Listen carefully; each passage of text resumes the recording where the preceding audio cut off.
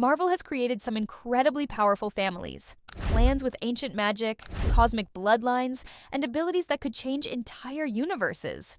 But strangely, many of them were pushed aside, forgotten, or quietly erased from major storylines. A dynasty strong enough to challenge gods, suddenly gone. A mutant house that could have ruled the X-Men's future, abandoned. And a cosmic family whose power rivaled the Celestials, left to fade in the background. These weren't minor characters. They were potential empires Marvel walked away from. So which families were left behind? Here are 10 Marvel families, quietly abandoned despite immense power. At number 10 are the Inheritors, a family of villains introduced in 2014 during the Spider-Verse event. They were led by Solus and included Morlun, Deimos, Genix, Verna, and others. The Inheritors were powerful beings who could travel across dimensions and feed on the life force of spider totems. Their attacks were so overwhelming that every spider hero across the multiverse had to join forces just to survive. Fans were impressed by how unstoppable they seemed, calling them one of the deadliest threats Spider-Man had ever faced. But their fall happened almost as fast as their rise. After Spider-Verse, Marvel brought them back in Spider-Geddon, but the impact wasn't the same. Instead of evolving them, Marvel weakened them. They were trapped, cloned into helpless infant versions of themselves, and eventually turned into insect-like creatures with no intelligence or identity. The terrifying predators who once wiped out entire worlds were reduced to background creatures and plot tools. The Inheritors didn't lose to Spider-Man, they lost to storytelling decisions that erased everything that made them frightening. At number 9, we have the Destins. The Destin family was first introduced in 1994 in Marvel Comics Presents issue 158, where readers learned of Adam Destin and his descendants born from his union with the Djinn princess Elilith. Their children inherited long life, superhuman strength, telepathy, sorcery, and other individual powers that marked them as one of Marvel's most gifted bloodlines. Marvel showcased them across multiple titles, placing them beside teams like the X-Men and the Fantastic Four, and presenting their 8 centuries of hidden history as the foundation of a major new legacy. Their story suggested a family that had shaped events in secret and could one day step into the center of Marvel's world. But after 2 limited series, the family withdrew into silence as shifting priorities left their future uncertain. Their name appeared only in brief cameos while their deeper history remained untouched, turning a once promising clan into a forgotten lineage waiting for the moment when their story might matter again. At number 8, we have the Pantheon. The Pantheon was first introduced in 1990 in Incredible Hulk issue 368, where readers met a powerful family of near-immortals descended from Agamemnon. Each member inherited enhanced strength, rapid healing, advanced weaponry, and access to technology hidden inside their base known as the Mount. Their leaders' Asgardian heritage tied them to ancient history, giving the family a place in both myth and science. When Hulk joined them and later rose to lead their ranks, the Pantheon suddenly stood inside one of Marvel's biggest titles, and their long-lived legacy was treated as a major force shaping global events. Their ancient roots, family unity, and secret mission to guide humanity made them feel like a dynasty ready to redefine Hulk's world. But after the end of their main storyline, the family withdrew into hiding and new writers left their adventures untouched. Only rare cameos followed, and the members who once carried centuries of stories became quiet figures mentioned only in passing. At number 7, we have the Blood. The Blood were first introduced in 1992 in Ghost Rider Volume 3, Issue 28, where Caretaker revealed the existence of an ancient order of immortal warriors who had protected Earth since long before Atlantis fell. Each member carried an extended lifespan, resistance to disease, and unique mystical abilities, and together they served as hidden guardians who defended humanity from supernatural threats. They safeguarded relics such as the Medallion of Power and guided generations of Ghost Riders, acting as silent protectors who endured battles against powerful demons throughout history. During the Midnight Suns era, Marvel placed them at the center of major supernatural arcs, and their battles alongside figures like Zarathos hinted at a legacy that stretched across ages. But when the horror line faded in the late 1990s, the Blood stepped out of the spotlight.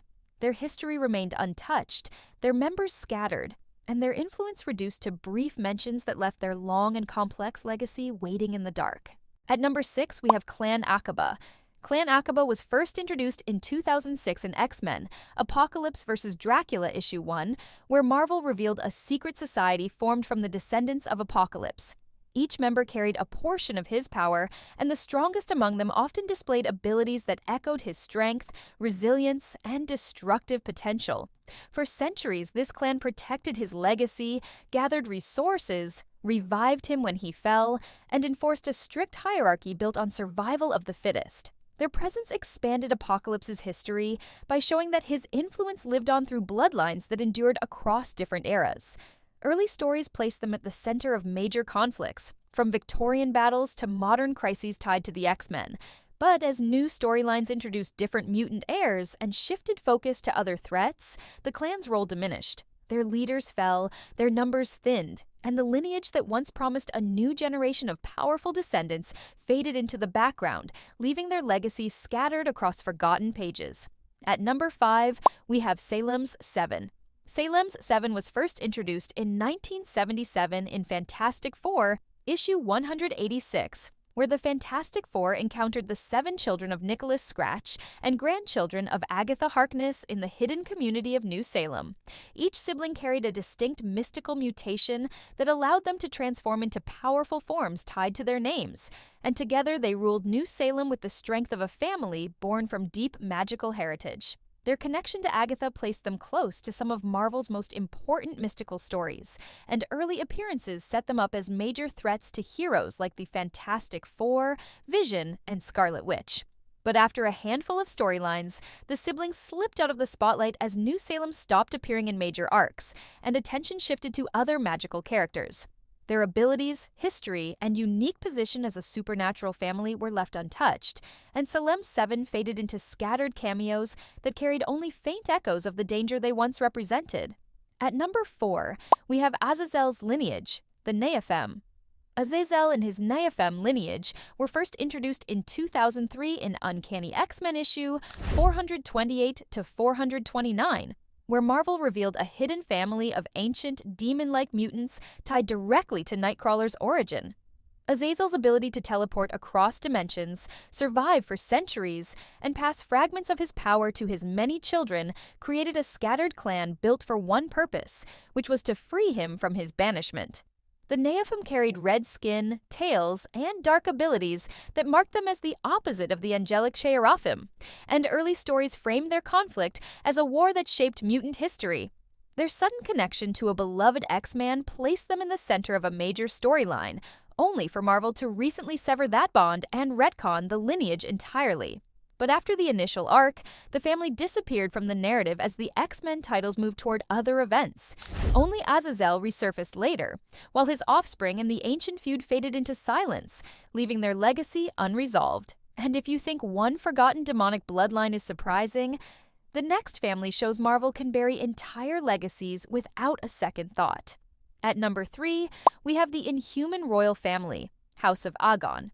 The Inhuman royal family was first introduced in 1965 in Fantastic Four, issue 45, where Black Bolt, Medusa, Gorgon, Karnak, Triton, and Crystal stepped into Marvel's world as the ruling bloodline of Adeline.